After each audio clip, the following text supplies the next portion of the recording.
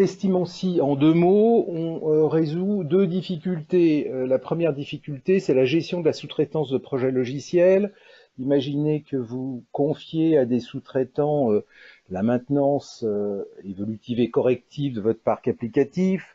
Vous avez négocié un contrat cadre sur plusieurs années. Et ce qu'on observe sur le terrain, c'est que malgré un contrat qui peut être bâti à partir d'unités d'œuvre, c'est-à-dire de composants logiciels qui sont déjà cotés, et sur le terrain, on s'échange des jours.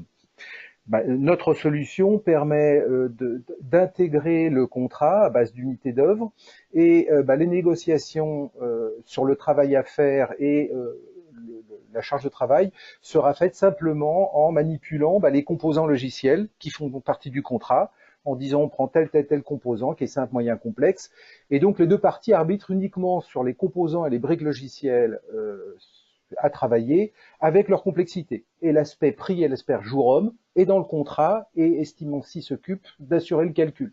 Donc on retrouve un système vertueux où on s'échange plus des jours, mais on échange vraiment sur le travail qu'il y a à faire. Alors bien sûr, ça permet de capitaliser, de comparer les performances d'éventuellement plusieurs sous-traitants, etc. Ça c'est la première partie.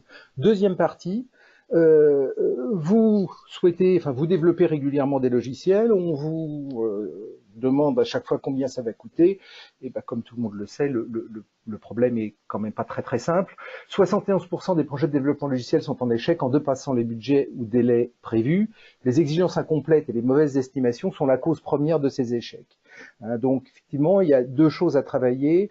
C'est démarrer dans le projet avec des exigences qui sont relativement sèches, qui sont travaillées, sur lesquelles on s'accorde, et puis avoir un système d'estimation de projet qui soit répétable.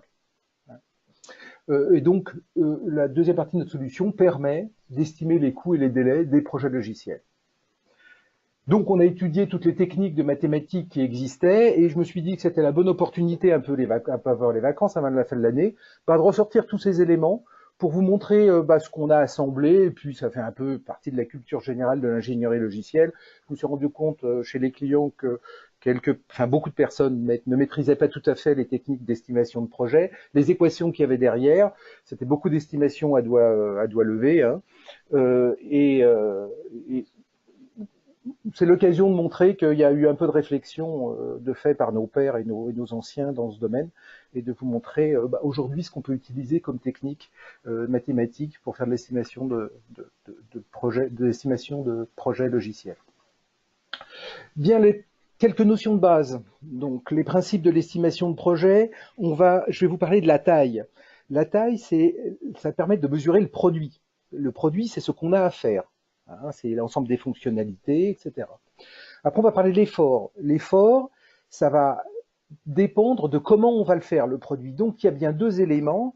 Il y a le produit avec ce qu'on a à faire et l'effort qui va être déterminé par comment on va le faire. Donc, il y a bien deux étapes. On en reboucle sur une bonne pratique d'ingénierie logicielle, de ne pas appeler le produit avec le même nom que le projet. Le projet va contenir plein de choses qui ne sont pas directement faites par le produit, pour le produit.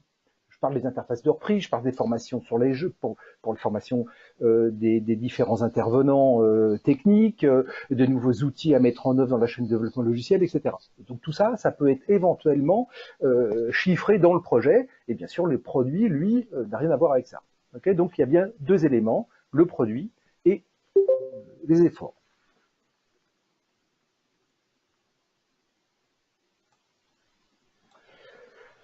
Et avec cet effort, on va être capable de déterminer la durée du projet, la taille de l'équipe, voire même d'arbitrer entre les deux si vous avez des contraintes de date ou si vous avez des contraintes de staffing.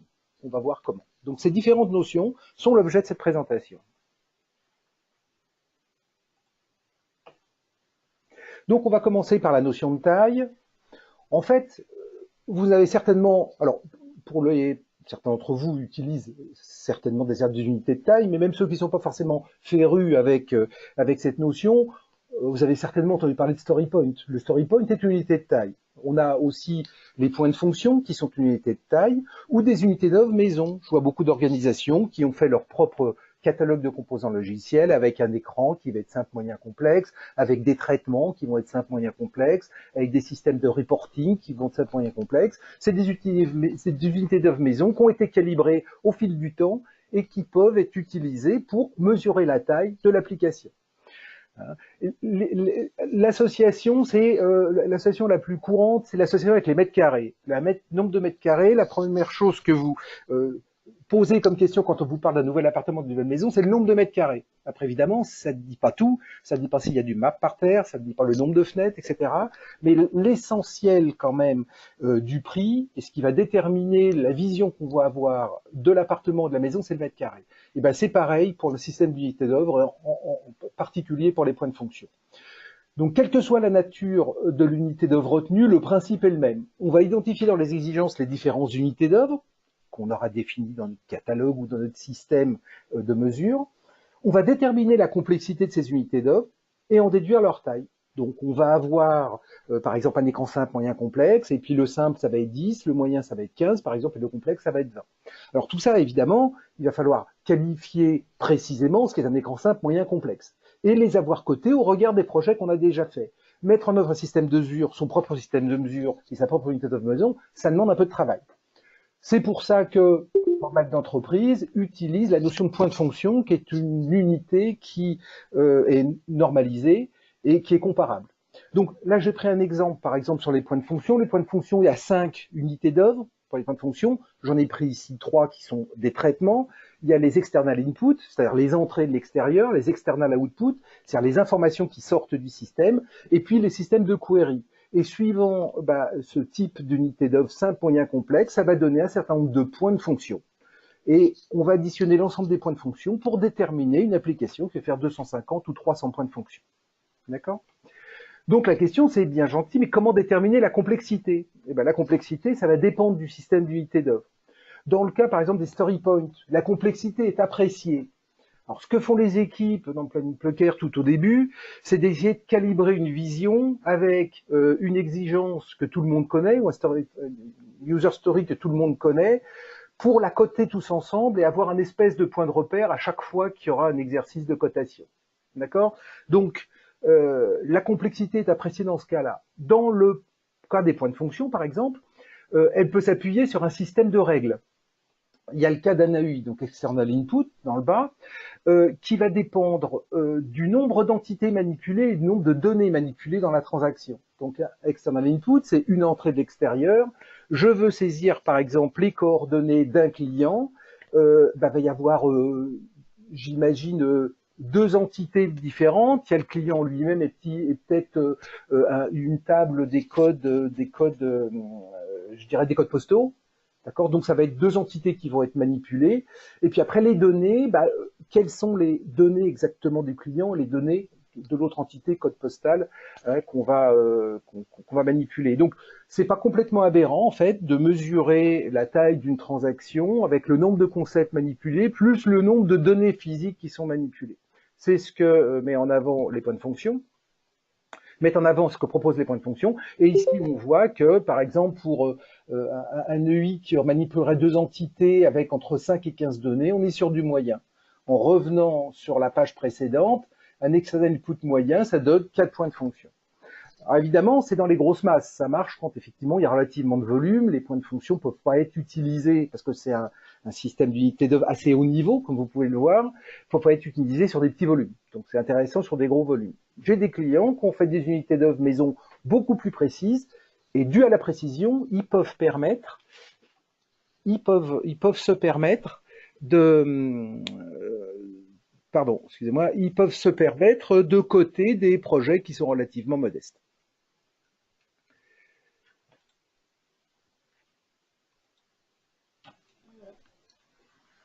Donc, comment on va calculer la taille en ingénierie logicielle? Eh bien, on va déterminer la taille du travail à faire en fonction des unités d'œuvre concernées.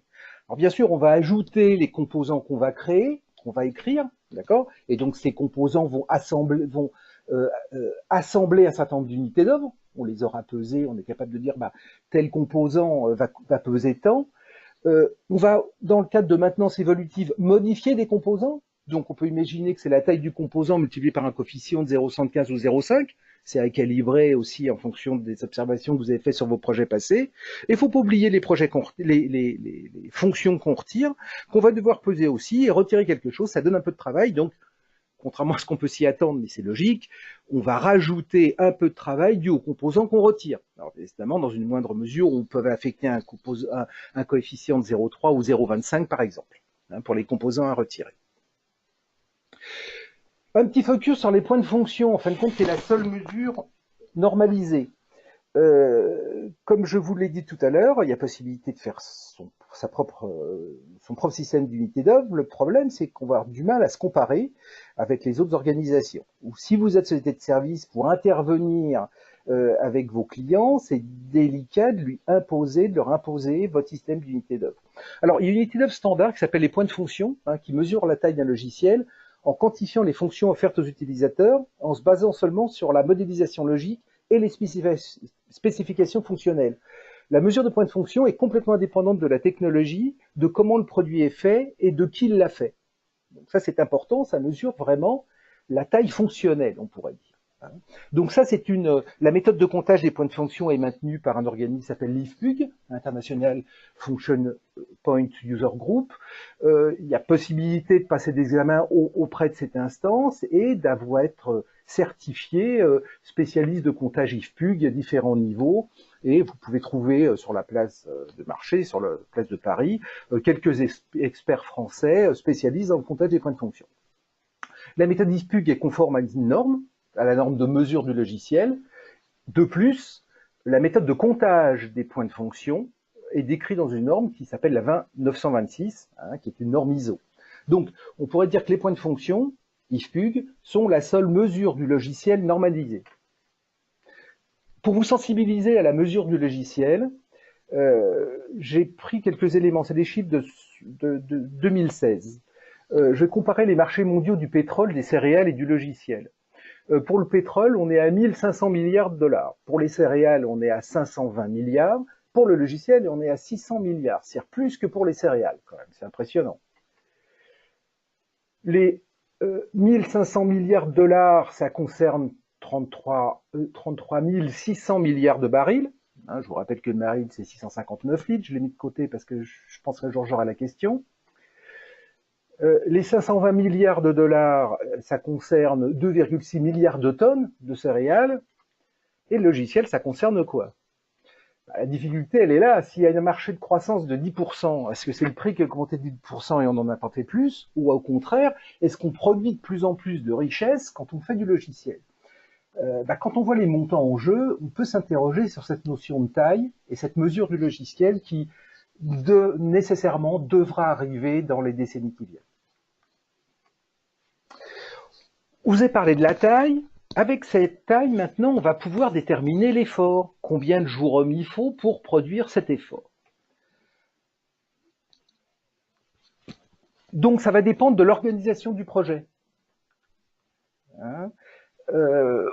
On voit, je rappelle, la taille, c'est ce qu'on a à faire, le produit, et le projet, c'est comment on va le faire. Donc, vous voyez bien que, très intuitivement, et ça dépend pas du produit, l'effort va dépendre de l'expérience des équipes, de l'outillage que vous utilisez, du langage, etc. Donc c'est très important de dissocier les deux notions, la taille, le produit, le projet, comment on va faire. Il y a différents modèles qui permettent de transformer une taille en effort. Il y a un premier modèle qui existait, qui a été fait par Putman en 1978, un modèle Kokomo qui est né en 81, qui a été basé sur 63 projets avec de 2000 à 100 000 lignes de code. Un Kokomo 2 plus adapté à la réutilisation de composants. Il y a de nouvelles bases ISBSG qui ont enregistré des milliers de projets et qui permettent de faire des comparatifs entre le projet que vous avez à faire et ceux qui ont été déjà réalisés. Au jour d'aujourd'hui, c'est le modèle Kokomo qui est le plus utilisé pour transformer une taille en effort.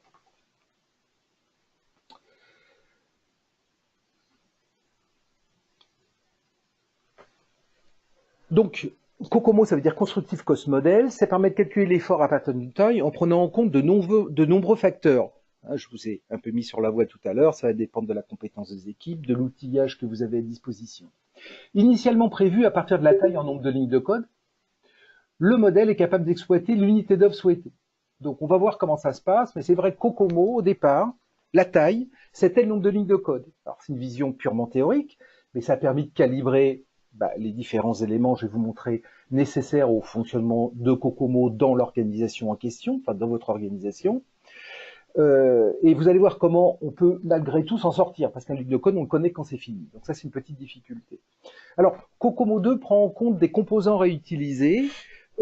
Il se trouve que on observe chez nos clients, c'est ce qu'on pousse à faire, que les composants réutilisés sont plutôt traités au niveau de la taille, où on prend le poids du composant, mais en lui affectant un coefficient relativement faible qui va représenter le glue code ou le coût d'intégration. Donc on préfère le positionner dans la taille que dans l'effort. Donc la formule qui fabrique l'effort, c'est celle-là, c'est la taille avec un facteur d'échelle multiplié par un coefficient. Donc pour le facteur A, il y a 22, pour le coefficient A, il y a 22 facteurs, et le facteur d'échelle B, il y a 5 facteurs, pour Kokomo. Les premiers éléments, certain nombre de facteurs qui dépendent du produit. Donc ça va dépendre de la stabilité des exigences de maintenance, les exigences de déploiement, c'est quelque chose qui doit se déployer tout seul, etc. Deuxième facteur, c'est le platform factor. Ça va déterminer la complexité d'intégration dans le SI, c'est-à-dire que les différentes interfaces de communication, l'exploitabilité, etc. Le troisième ensemble de facteurs, c'est le facteur projet. Donc c'est dans ces projets, est-ce que vous utilisez des outils, est-ce que vous avez des contraintes de production, c'est-à-dire le nombre de livraisons, rythme de production, etc. Enfin, vous avez des facteurs personnels, qui avec 5 ou 6 paramètres vont pouvoir prendre en compte les compétences des équipes, compétences techniques, compétences fonctionnelles et sur les différents métiers, type gestion de conf, etc. Les rapports que vous voyez dans le bas, par exemple pour le produit de 1 à 10, pour l'aspect communication de 1 à 4, etc., représentent de combien peut vous faire varier l'effort si vous mettez les paramètres complètement à 0 ou les paramètres complètement à 100.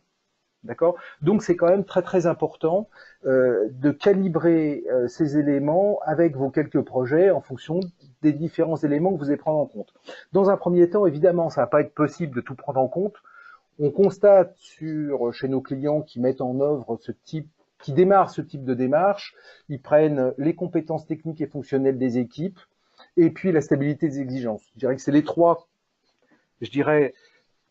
paramètres fondamentaux qui vont réussir à fournir les premières estimations quand même. Et puis enfin, le facteur d'échelle qui va dépendre de l'expérience de l'organisation, de la flexibilité attendue sur le projet.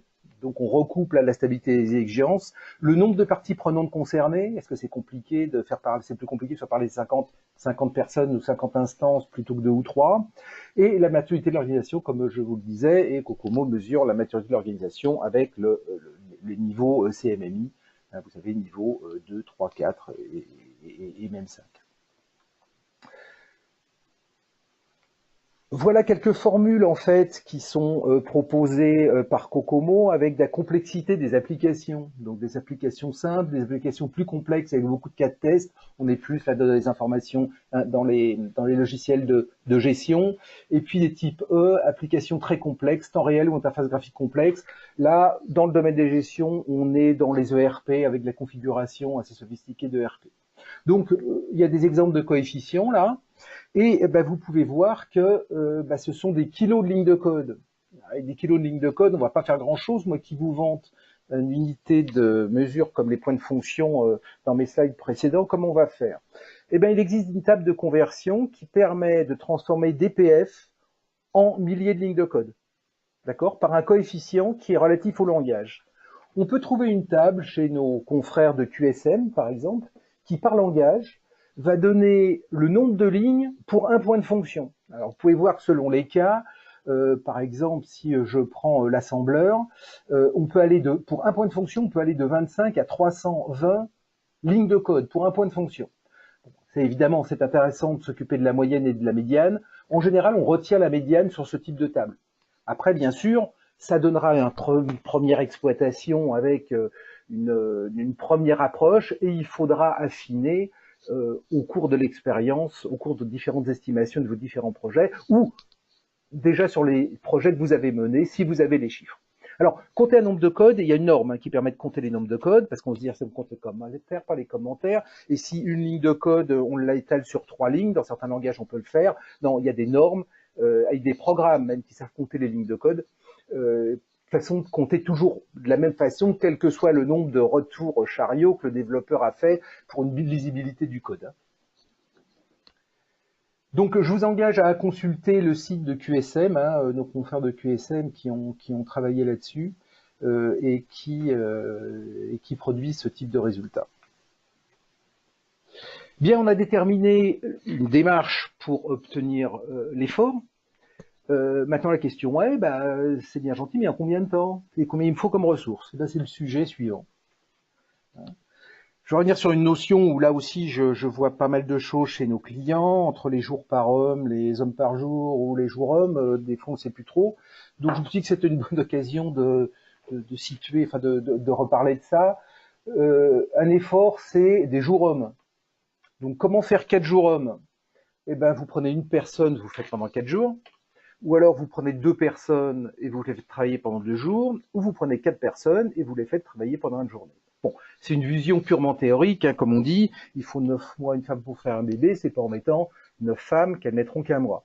Donc c'est une vision purement théorique, mais c'est pour vous dire que pour produire le même effort, il y a différentes façons de s'organiser. Et des situations qui vous mettent dans les risques, c'est la situation de droite, et puis une situation qui vous permettent un peu de confort, c'est la situation de gauche, sauf si la personne tombe malade. En fait, il y a Monsieur Rayleigh qui a mis en œuvre une fonction qui s'appelle la distribution de Rayleigh, qui permet de modéliser le déploiement du staffing tout au long d'un projet. Donc on observe que le staffing sur un projet, ça se produit selon cette courbe, avec cette distribution-là. D'accord? Donc on voit que cette fonction a asymptote en 0, vous voyez au-dessus du temps là, l'asymptote en 0, mais on va voir que on va pouvoir en faire quelque chose. En fait, qu'est-ce que l'effort? Eh bien, l'effort, c'est la surface de cette courbe. Et c'est bien un nombre de personnes fois un temps. En fin de compte, l'effort s'écrit comme ça, c'est l'intégrale de t à l'infini de cette fameuse fonction de staffing. En fait, quand on développe cette fonction, on arrive à la forme courbe en S, dont vous avez peut-être entendu parler. Des personnes s'en servent, d'autres s'en servent pas, mais ça correspond tout à fait à l'accroissement de l'effort en fonction de l'avancement du temps dû à ce profil-là. En fait, donc l'asymptote est en 0, mais l'intégrale de 0 à l'infini est finie. C'est bon pour les gens qui n'ont pas fait de mathématiques, ça peut être étonnant, mais pour les autres, vous comprenez bien que c'est pas parce que quelque chose tend vers une asymptote que la surface n'est pas finie. D'accord? Donc, en se basant sur un historique de projet, McDonald a produit une formule qui porte son nom, qui va permettre de déterminer la durée d'un projet. Donc, la durée d'un projet, en moyenne, c'est 2,5 fois la charge puissance 1 tiers. Alors, évidemment, en fonction du type de projet et de l'organisation, les coefficients vont changer, le facteur d'échelle aussi. La charge est en jour-homme et les durées sont en semaine. D'accord? Et en fait, on va pouvoir construire la courbe, dans le bas, en fonction de la durée du projet, et on admet de dire qu'en fin de compte, DP représente 99% de l'effort. D'accord? Et comme la courbe converge assez vite, eh bien, ça permet d'avoir une courbe réaliste. Et de là, on en déduit le max-staff. D'accord? Donc, le max-staff, c'est la bosse en disant le nombre maximum de personnes travaillant sur le projet en même temps. Voilà la durée où on arrête le projet à 90% de l'effort. Alors, la distribution de Rayleigh, en fin de compte, propose une injection théorique des ressources, parce qu'en fin de compte, en ingénierie logicielle, les ressources interviennent par métier, et donc, en fonction des différentes phases et des différentes activités des métiers, vous avez par métier cette petite injection de ressources qu'on a modélisée ici, avec la courbe en jaune qui représente le total, qui est la courbe précédente, en fait. Bon, mais ça représente une vision théorique. L'injection opérationnelle de personnel correspond plutôt à un profil de type polygone. qui ressemble à ça. En fait, vous allez démarrer un projet avec un certain staffing, vous allez avoir une montée en charge des différents intervenants, vous allez vous arrêter à un régime de croisière, vous allez commencer à avoir une baisse de personnel sur le projet, et enfin stopper le projet avec quelques personnes sur le projet. Donc vous avez 3 temps, et avec ça, il y a moyen de calculer quelle est la surface de cette figure. Hein, le principe est le même. La surface, alors ici c'est des semaines hommes, correspond à l'effort. Vous connaissez le nombre de personnes disponibles, vous en déduisez la durée. Ou alors, vous connaissez la durée, si on vous impose une date de livraison, et vous en déduisez le nombre de personnes, tout en restant dans une taille d'équipe que vous savez gérer, bien sûr. Hein. Il est clair que quand vous avez 300 jours hommes à fabriquer, enfin à produire, c'est pas en mettant faisant un projet de 150 personnes que les gens vont mettre 2 jours, hein, vous comprenez bien. Donc c'est très important de rester dans des zones que vous connaissez, que vous savez gérer. Alors, pour faire tout ça, effectivement, on peut se dire, c'est bien gentil, mais je vois pas bien par quel bout on peut prendre le truc. Alors, là, je vais faire ce que je fais rarement, à part le slide que je présente toujours sur Estimancy, c'est, je vais prendre des exemples d'écran de notre outillage, mais je suis désolé si notre outillage est un bon exemple de ce que je vous ai expliqué. En fait, c'est pas hasard, parce qu'on a appuyé tout notre savoir-faire sur ce que je vous ai présenté précisément. Alors évidemment, c'est va un peu plus loin qu'une présentation d'une demi-heure, mais voilà. Donc pour l'outillage, on peut imaginer, vous voyez sur la gauche, il y a les différents modules avec un calcul duo, unité d'œuvre. En dessous, une transformation UT jour-homme. Donc UT, c'est les unités techniques, donc c'est une mesure de taille. Et derrière, time cost trade-off, vous allez voir que c'est là où on arbitre entre le staffing et le coût. Entre le staffing et la durée. Donc ici, effectivement, on va décrire toutes ces exigences, on va identifier les composants qui sont dedans, vous voyez un composant IHM, un composant IMP comme impression, un composant traitement, on va pouvoir déterminer leur complexité, dire quel est le travail à faire, est-ce que c'est de la création, modification, suppression, déterminer une taille, et on va avoir un total de charge, enfin total de taille, pardon, excusez-moi, lapsus, un total de taille de 190 unités techniques. Ce sont des unités d'œuvre personnelles et je décide d'appeler ça unité technique. 190 unités techniques. Les 190 unités techniques sont le point d'entrée de mon système qui est un COCOMO allégé, où je n'ai pris que quelques coefficients. Hein. Donc j'ai un onglet facteur personnel où dans les compétences fonctionnelles, l'équipe maîtrise, les compétences techniques, l'équipe maîtrise. Alors après, effectivement, faut calibrer. Qu'est-ce que veut dire maîtriser? Maîtriser, ça peut être par exemple plus de 75% de l'équipe a déjà fait plus de 5 ou 6 projets dans ce domaine fonctionnel, par exemple. Hein. Donc toujours pareil, après plus on précise et plus on est capable de qualifier les différentes notions, plus on a des résultats qui peuvent être comparables et une facilité à s'améliorer, à modifier les coefficients. Là, les compétences techniques, on a aussi un onglet langage. En choisissant différents langages, ça a un impact sur, bien sûr, la charge, l'outillage, quel type d'outil on va utiliser, et la stabilité des exigences. Est-ce que si on part dans le projet en l'état actuel, il reste 20% d'exigences à valider, ou il en reste que quelques pourcents, ou il en reste 2-3%. Donc c'est important, ça, de prendre en compte éventuellement ce petit risque dans COCOMO à ce niveau-là. Et vous voyez, on obtient avec les paramètres qui ont été fixés, 244 jours à faire. Alors évidemment, les virgules 42 n'ont absolument aucun sens. Comme vous avez vu, tout est estimé sur un nombre de lignes qui est relativement approximatif, donc faut pas vouloir, dans une première estimation, être trop précis. Hein. Mais bon, le résultat du calcul est 0,42, mais je vous l'accorde, les virgules 42 n'ont absolument aucun sens. Et puis enfin, la dernière étape, où les 244 jours, 42 sont rentrés dans le module de staffing, qui va produire la durée par la formule de McConnell, et qui va vous déterminer le staffing. Alors, soit avec un profil trapèze, qui va correspondre à la façon dont vous injectez les ressources dans un projet, soit avec le calcul de Rayleigh, qui est une vision purement théorique, mais qui permet de rendre les projets comparables quand même. Hein.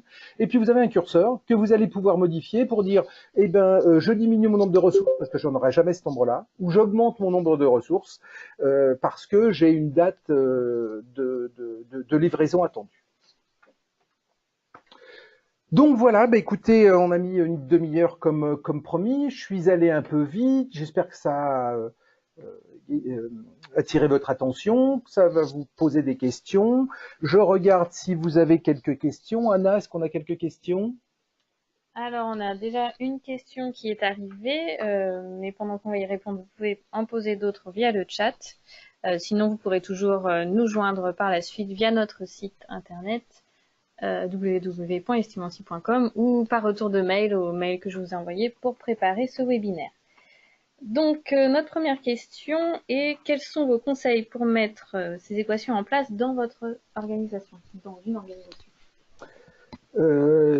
Bien, alors on peut, alors ça dépend. Est-ce que vous avez des projets passés sur lesquels vous pouvez exploiter les données et faire une première vérification de calibrage avec les éléments et les formules que je vous ai proposées? Sinon, eh ben, il va falloir prendre les chiffres publics qui sont mis à disposition, continuer à faire l'estimation telle que vous la faisiez avant, et puis mettre en œuvre ce système petit à petit, et puis réussir à régler ce système en fonction des résultats de vos projets. Hein. Donc, deux démarches possibles. Soit vous avez un historique et vous appuyez sur votre propre capitalisation parce qu'elle vous permet d'avoir les chiffres que vous souhaitez. Soit vous mettez dans une démarche où vous faites l'acquisition de ces différentes informations. Donc, ça va dépendre, je dirais, de l'état de votre patrimoine de mesure, en fait. Est-ce qu'il y a d'autres questions? Écoutez, on me remercie. Je crois qu'on arrive au bout du temps qui nous est imparti. Écoutez, oui, a priori, il y a une question plus personnelle, je pense que je vais rappeler la personne. Ok, écoutez, voilà, écoutez, je vous remercie de votre attention et puis au plaisir de vous recroiser dans un nouveau webinaire organisé par Estimancy. Merci de votre écoute et à bientôt.